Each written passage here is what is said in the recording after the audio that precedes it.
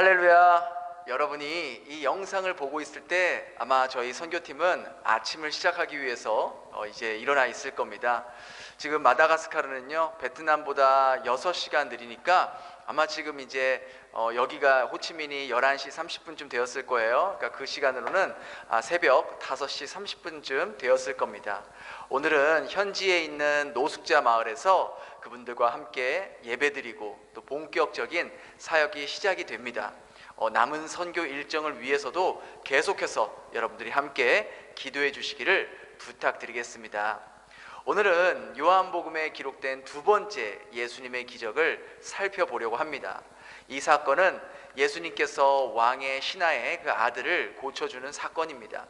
요한복음에는요 총 7가지의 예수님의 기적이 기록되어 있습니다.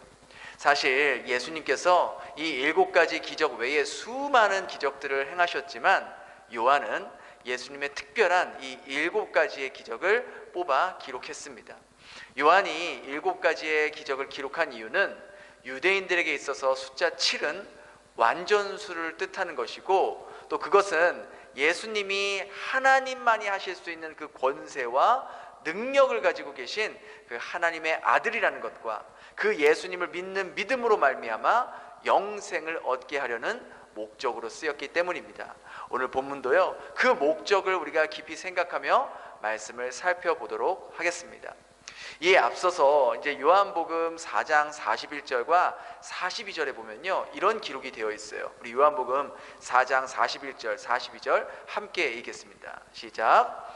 예수의 말씀으로 말미암아 믿는 자가 더욱 많아 그 여자에게 말하되 이제 우리가 믿는 것은 내 말로 인함이 아니니 이는 우리가 친히 듣고 그가 참으로 세상의 구주신 줄 알미라 하였더라. 사마리아 사람들은요 이 예수님의 말씀으로 말미암아 믿는 자가 더욱 많아졌다고 성경은 기록하고 있습니다. 예수님은 사마리아에서 어떤 기적을 일으키거나 표적을 나타내지 않으셨어요. 단지 말씀을 전했을 뿐인데 그들은 예수님을 믿었더라라고 기록이 되어 있습니다.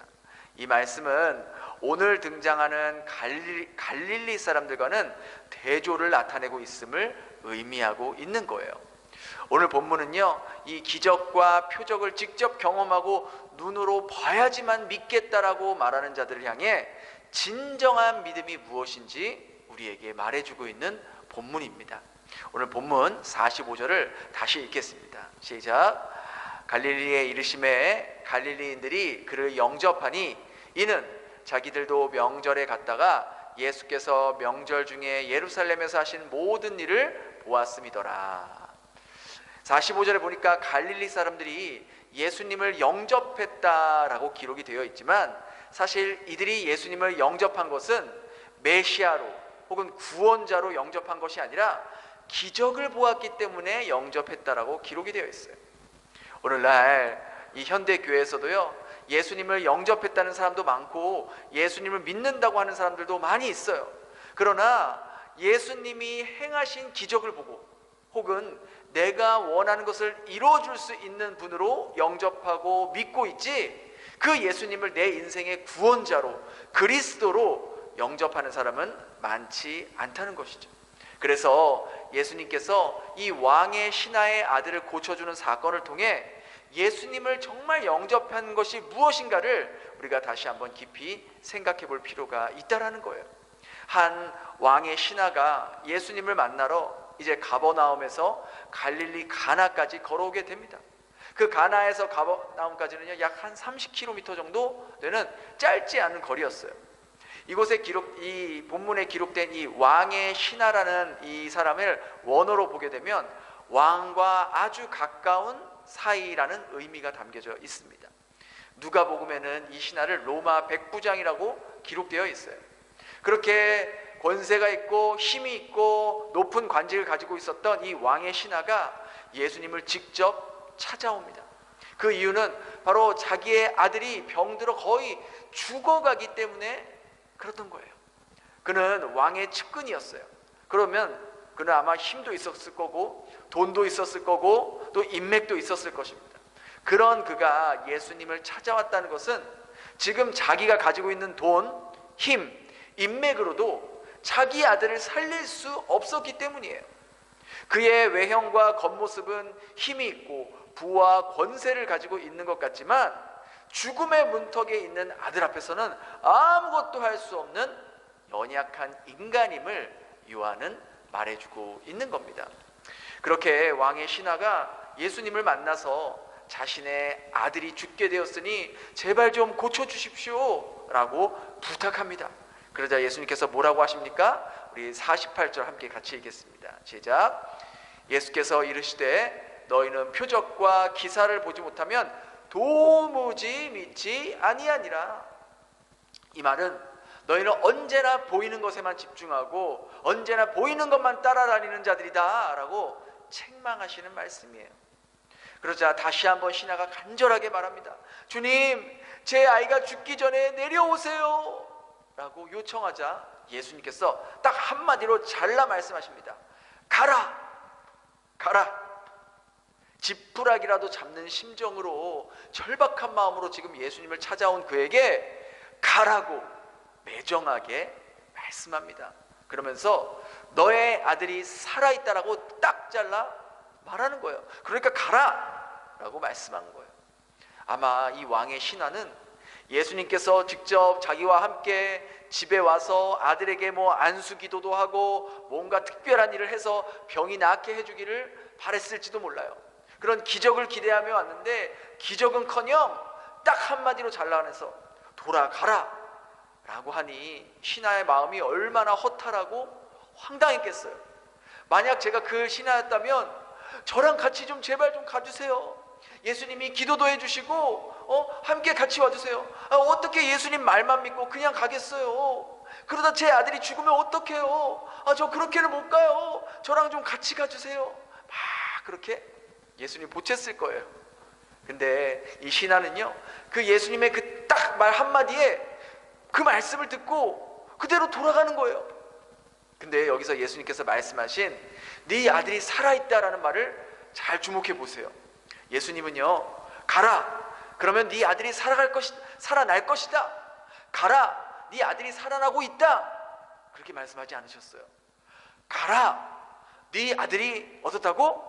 살아있다라고 과거형을 쓰고 계시는 거예요. 이 말은 지금 내가 말했기에 이미 너의 아들은 건강하게 회복되었다라고 확정지어서 말씀하는 거예요. 그러니까 왕의 이 신하의 입장으로서 정말 믿기 어려운 거예요. 아니 방금 전까지 다 죽어가는 그 아들의 얼굴을 보고 나왔는데 얼마 되지도 않아서 이제 다 나았으니 가라뇨, 돌아가라뇨. 정말 믿기 힘든 말이죠. 놀랍게도 이 신하는요, 그 예수님의 말씀을 듣고 믿고 순종해서 다시 고향으로 내려갑니다. 우리는 보통 순종이라고 생각하면요, 내가 할 수 있는 일들을 하는 것을 순종이라고 해요. 내가 할 수 있는 여건이 될 때 하는 것을 순종이라고 해요. 하지만 성경이 말하는 순종은 그런 순종이 아니에요. 그것보다 더 고차원적인 거예요. 순종이란 내가 납득이 되니까 순종하는 게 아니에요. 순종이란 내가 할 수 있는 상황이 되니까 하는 게 아니에요. 납득이 되지 않고 그렇게 할 수 없는 상황 속에서도 주님이 말씀하시니 제가 따르겠습니다라고 하는 것이 순종이라는 거예요. 지금 이 신하에게 예수님의 말이 납득이 되지 않아요. 방금까지 다 죽어가는 얼굴을 봤는데 어떻게 이렇게 하루아침에 나을 수가 있겠냐, 그걸 어떻게 믿을 수가 있겠어요. 발걸음이 떨어질 수 있겠습니까? 근데 이 신하는요, 그 예수님의 말씀만 듣고 그대로 내려가는 거예요. 오늘 이 왕의 신하의 모습이 왜 그렇게 중요하냐면요, 45절에 나온 이 갈릴리 사람들과 대조를 보이고 있기 때문이에요.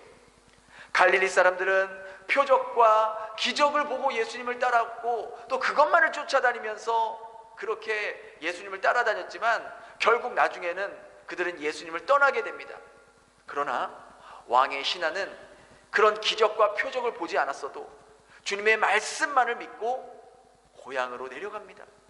표적과 기적을 따라다니는 이 갈릴리 사람들, 예수님의 말씀만을 믿고 순종했던 이 왕의 신하 요한은요, 이 두 부류의 사람들을 비교해 보면서 우리들에게 지금 말해주고 있는 거예요.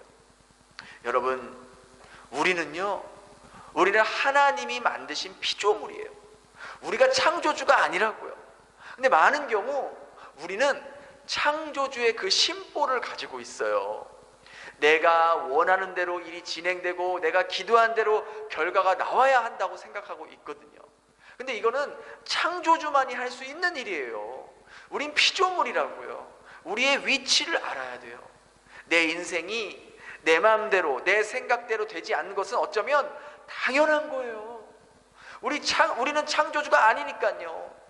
우리가 피조물임을 깊이 깨달을 때, 그때 비로소 내 인생이 내 마음대로 풀리지 않고 내가 원하는 대로 되지 않는다 할지라도 우리는 두려워하거나 불안해하지 않을 수 있는 거예요. 심지어 하나님 말씀대로 내가 그 말씀 붙잡고 기도했음에도 불구하고 응답이 이루어지지 않을 때도 있고 응답이 더딜 때도 있어요. 하지만 그때마다 우리가 걱정하거나 염려할 필요가 없는 것은, 하나님은 우리가 생각하는 것보다, 우리가 기도하는 것보다 더 크고 놀랍게 일을 행하시는 그러한 분이에요. 우리 앞에 놓여진 어려움 때문에 우리가 함부로 하나님이 하시는 일들을 이러쿵저러쿵 평가할 수 있는 존재가 아니라는 거예요. 어떻게 피조물이 창조주를 평가할 수 있겠습니까? 우리는 하나님이 하시는 일들을 감히 측량할 수가 없어요. 그분은 늘 인간의 생각과 인간의 기대와 인간의 상상을 뛰어넘으면서 우리에게 가장 선한 길로 인도하시는 분이세요. 그걸 믿으라는 거예요. 지금 눈앞에 보이지 않지만 하나님께서 지금까지, 옛날에도 지금까지 나를 위해 일하셨고 지금도 나를 위해 신실하게 일하시고 앞으로도 나를 위해 신실하게 일하실 것을, 그걸 믿으라는 거예요. 왕의 신하가 그걸 믿었던 거예요. 믿고 갔더니 그 나의 믿음이 현실이 된 거예요. 우리는 그것을 신앙이라고 하고 믿음이라고 하는 거예요. 여전히 내 삶은 어렵고, 여전히 내 삶은 경제적으로도 힘들고, 여전히 내 삶은 질병으로 고통당하고 있고, 여전히 내 삶과 환경은 변하지 않고 나를 짓누르고 있지만, 나를 짓누르고 있는 그 문제보다 크신 하나님을 바라보는 거예요.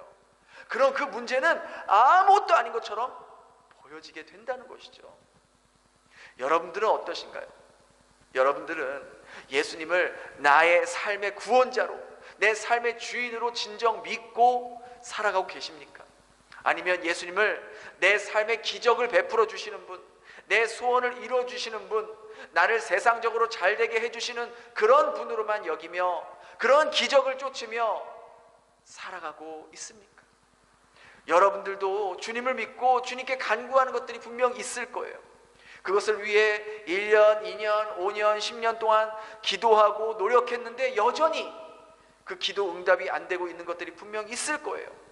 그럼에도 불구하고 여전히 여러분들은 하나님을 신실히 믿고 따르고 계십니까? 여러분은 무엇을 바라보고 계십니까? 예수님께서 나에게 주실 거라는 그 선물을 바라보고 있습니까? 아니면 예수님 그 자체를 바라보고 계십니까? 우린 그걸 구별해야 돼요. 우리가 붙잡아야 하는 것은 하나님이 주시려는 그 무언가가 아니라 하나님의 말씀을 붙잡고 살아가야 하는 거예요. 그래서 하나님이요, 나에게 아무것도 해주시지 않는다 하더라도, 내가 기도하는 것마다 하나님이 응답하시지 않는다 할지라도 하나님을 끝까지 믿는 것, 그것을 성경은 믿음이라고 하는 거예요. 반대로 하나님이 내 소원을 들어주기만을 바라고 믿는다면 그것은 하나님 여호와 신앙이 아니라 무속 신앙이에요. 기독교는 기적을 바라고 기적을 추구하고 기적을 따라가는 종교가 아니에요. 오늘날 많은 교회가 예배당 안에서 기적을 일으키는 모습을 보여주면서 그것이 마치 성령이 일으키는 역사라고 외치는 집단들이 너무나도 많아요. 굉장히 위험한 것이죠. 이렇게 기적을 쫓아다니는 사람들은요, 참 신앙인이 아닐 확률이 굉장히 높습니다. 성경은 말하고 있어요. 믿음이 없이는 하나님을 기쁘게 할 수 없다고, 믿음이 없이는 하나님 나라를 볼 수 없다고, 믿음이 없이는 하나님께 나아갈 수 없다라고 말하고 있어요. 그럼 왜 하나님께서 이 땅에 살고 있는 우리들에게 그 믿음을 요구하시는 걸까? 아니 그냥 다 하나님께서 보여주시고, 야, 나 봤지? 내가 하나님이야, 그러니까 나 따라와, 이렇게 하면 얼마나 편하고 좋아요. 근데 왜 하나님은 우리들에게 보여주지도 않고 믿음을 요구하시는 걸까? 그 이유는 보고 만지고 인지한 후에는 누구나 다 따라갈 수 있어요. 그건 믿음이 아니에요. 판단이죠. 보고 나서 믿을지 말지 판단하는 거예요. 그런데 보지 않고 믿는 것은 자신의 힘으로, 자신의 의지로 되는 것이 아니에요. 외부로부터 어떤 능력이 부어져야만이 믿고 나아갈 수 있는 거예요. 그것이 믿음이고, 이 믿음은 하나님께서 하나님의 백성들에게 부어주시는 거예요. 하나님은 당신의 백성을 구별하기 위해서 내 백성은 믿음으로 산다라고 말씀하시는 거예요. 근데 우리가 대부분 하나님께 기도하는 것들은 어떤 것들이에요? 기적을 보여달라고 기도하는 거예요. 이 상황을 변화시켜 주세요라고만 기도하는 거예요. 왜 나는 오랫동안 기도했는데 병이 안 낫는 겁니까? 하나님, 왜 제 사업은 왜 이렇게 변화가 없는 겁니까? 하나님, 왜 이 문제를 계속해서 해결해 주시지 않는 겁니까? 기적을 보여주세요라고 기도만 하는 거예요. 물론 우리의 삶 가운데 기적이 없다는 말이 아니에요. 하나님 아버지는 때로는 우리가 힘든 상황에 처했을 때, 정말 절망적인 상황에 있을 때, 위급한 상황에 있을 때 기적처럼 우리를 건져주시죠. 저도 그런 경험을 많이 했죠. 그러나 하나님은 우리가 원하는 대로 다 해주시는 그런 마음 좋은 할아버지, 산타 할아버지, 요술램프 지니가 아니라 우리의 인격과 우리의 성품이 예수 그리스도의 장성한 분량까지 자랄 수 있기를 원하시는 진정한 아버지라는 거예요. 그 일을 위해 우리를 구원하시고 그 일을 위해 우리를 자녀 삼아 주신 거예요. 성도의 삶 가운데 진짜 기적이 무엇인지 아십니까? 그것은요, 심한 병에 걸렸는데도 아무리 기도해도 병이 낫지 않아요. 호전이 되지 않아요. 근데요, 이 사람이 그런 병 가운데서도 계속해서 하나님을 기뻐하며 신뢰하며 하나님을 높이며 찬양하는 거예요. 지금 내 상황이 너무 안 좋아요. 파산하기 일보 직전이에요. 아무리 기도해도 상황이 바뀔 것 같지 않아요. 그럼에도 불구하고요, 그런 상황 속에서도 감사의 이유를 찾고 하나님을 찬양하는 거예요. 이게 진짜 기적인 거예요. 왜요? 이것은요, 세상 사람들은 절대 할 수 없는 것이기 때문이에요. 오늘 본문이 우리에게 주는 또 하나의 중요한 메시지가 있어요. 그것은요, 바로 고통이 은혜다라는 거예요. 뭐가 은혜다? 고통이 은혜다라는 거예요. 이 왕의 신하가요, 예수님을 찾아온 이유가 뭐 때문입니까? 바로 아들이 죽을 병에 걸렸기 때문에 찾아온 거예요. 여러분, 자기 자식이 죽을 병에 걸린 거 세상적으로 봤을 때 복이에요, 저주예요? 아니, 당연히 저주죠. 아마 이 신하와 이 가족들은요, 아들이 죽을 병에 걸렸을 때 자신들이 세상에서 가장 불행하고 가장 저주받은 사람이라고 생각했을 거예요. 왕의 측근이면 돈도 많고 권력도 있고 아는 지인도 많을 거잖아요. 그래서 아들의 병을 고칠 수 있을 거라 생각해서 의사란 다 찾아가고 약이란 약은 다 먹여봤을 거예요. 근데 어때요? 아무 소용이 없는 거예요. 오히려 더 악화만 되는 거예요. 자기 힘으로는 더 이상 할 수 없다는 것을 깨달았을 때, 그때 비로소 주님을 찾게 되었고, 주님은 그 아들의 건강만을 회복시켜 주신 것뿐만 아니라 그 일로 말미암아 온 가족이 예수님을 영접하고 믿고 구원받게 되었다는 거예요. 아들이 죽을 병에 걸린 것이요, 이 가정에게 오히려 큰 복이 되었다는 거예요. 여러분, 우리도 마찬가지 아닙니까? 우리가 언제 예수님을 더욱더 간절하게 찾습니까? 아무 문제 없고 편안하고 그럴 때 우리가 예수님을 간절히 찾나요? 그런 분들이 계시면 너무나 좋겠지만 99.9%는요, 삶이 평안하고 아무 문제 없을 때는 예수님을 간절히 찾지 않아요. 우리 삶 가운데 찾아오는 고통스러운 문제, 내가 가지고 있는 것들로 해결해 보려고 했지만 더 이상 가망이 없을 그때에 우리는 주님을 간절하게 찾게 된다는 거예요. 그런데 여러분, 그게 복이라는 거예요. 그게 은혜라는 거예요. 우리가 당하게 된 그 고통으로 인해서 예수님을 더욱더 간절하게 찾게 되고, 그 과정을 통해 우리의 믿음이 깊어지고 예수님이 어떤 분인지 더 깊이 깨닫게 되고, 그분이 나와 함께하는 분임을 머리로가 아닌 내 삶으로, 내 가슴으로 경험하게 된다는 거예요. 지금 절망스러운 상황 가운데 있는 분들이 계실 거예요. 요즘 너무나도 힘든 상황이 많잖아요.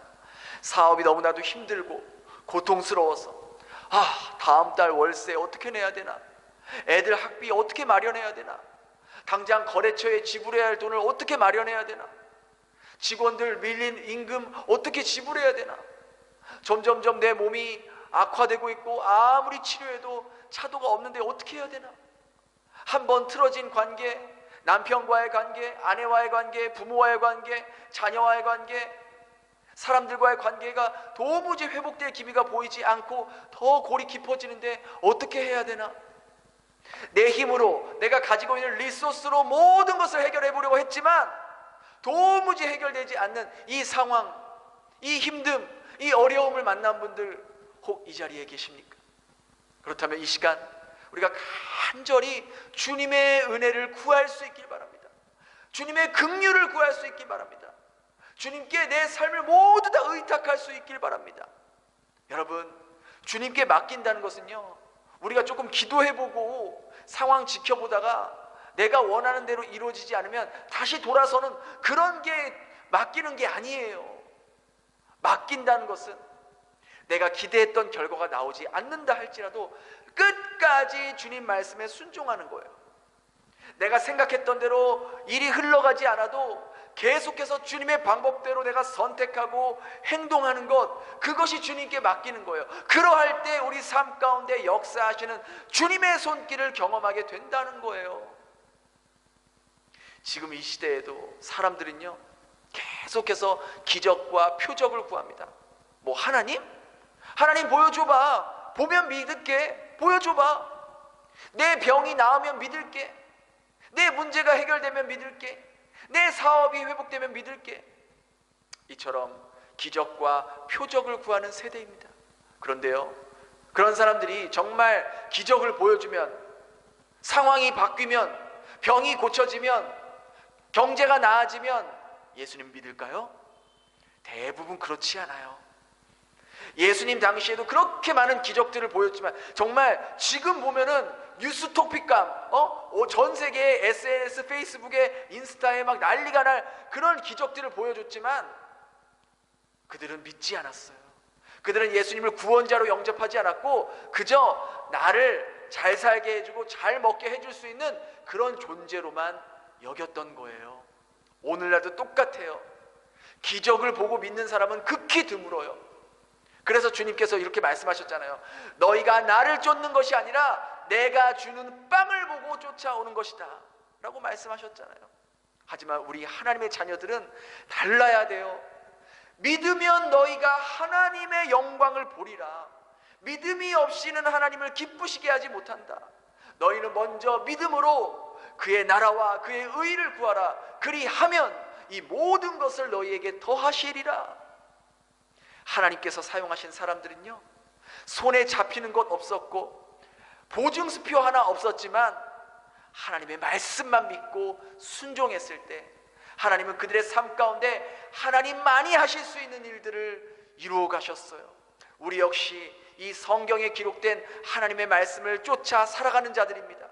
말씀만이 우리를 온전한 그리스도의 제자의 길을 걸어가게 하며 말씀만이 우리를 영원한 그 구원의 길로 인도하며 말씀만이 우리 삶에 당면하고 있는 수많은 문제들을 하나님 나라의 관점으로 바라볼 수 있게 해줄 것입니다.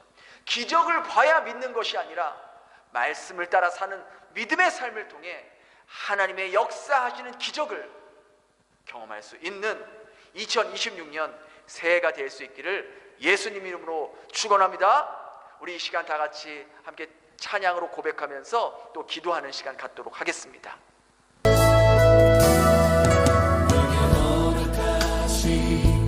시련을 통해 나의 믿음 더욱 강하게 자라나고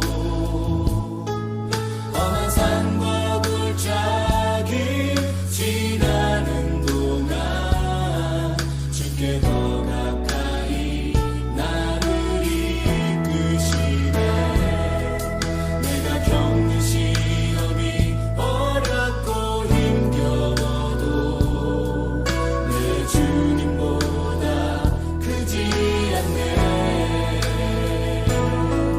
내 앞에 바다가 갈라지지 않으며 주가 나로 바다 위 걷게 하니 나는 믿네. 주의 능력으로 내 삶 새롭게 되니 나는 믿네.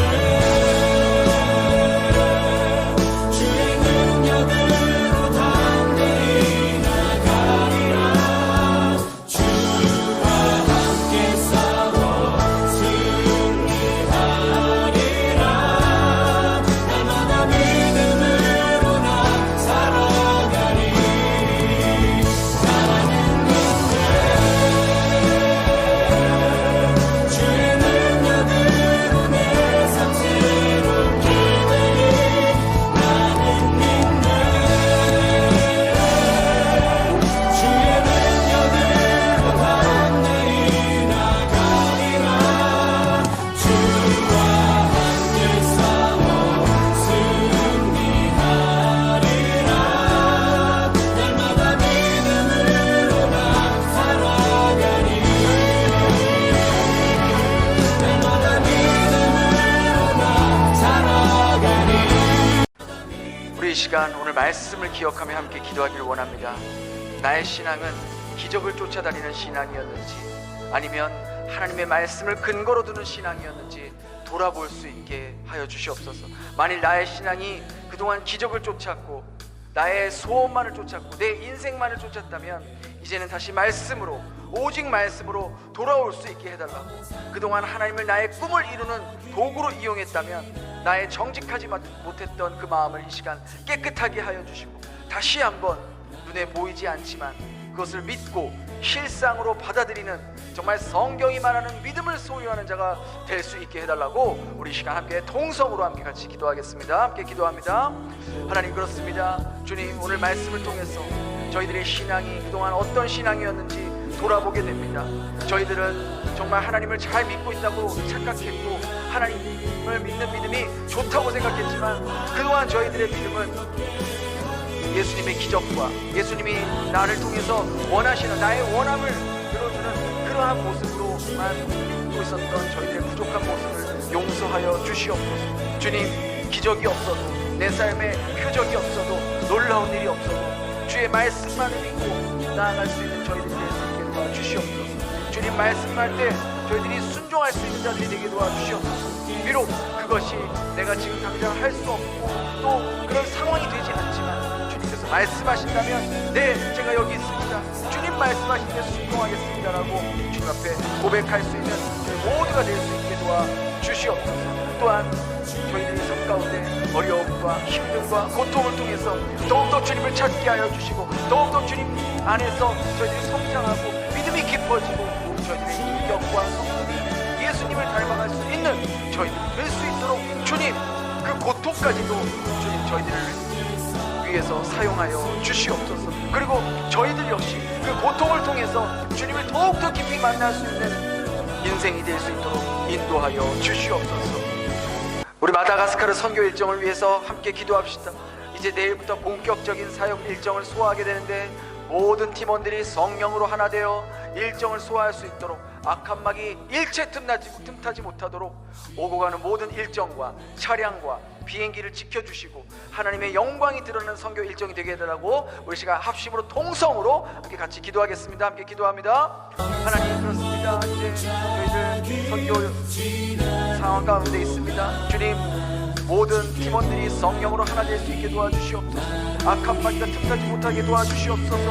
아버지, 모든 오프하는 모든 일정과 스케줄 가운데 주님이 역사하여 주시고, 아버지 문화 목사님, 이모재 목사님, 우리 김진희 집사님, 우리 예준이와 또 부족한 제가 또 함께 선교팀을 이루어서 하나님의 영광이 드러나고 복음이 전파되고, 아버지 한 영혼이 주님께로 돌아올 수 있는 놀라운 일들이 이렇게 주님 선교 현장에서 일어날 수 있게 도와주시옵소서. 주님 붙잡아 주시옵소서. 아버지 악한 자가 저희들을 틈타지 못하게 도와주시고, 질병과 여러 가지 안전사고로부터 주님께서 함께하여 주시고 지켜주시고 역사하여 주시고, 돌아오는 날까지 무사히 돌아오시고, 또한 우리 함께 하시면서 성경 일정 내내 기록하면서 기도할 수 있도록 주님 도와주시옵소서.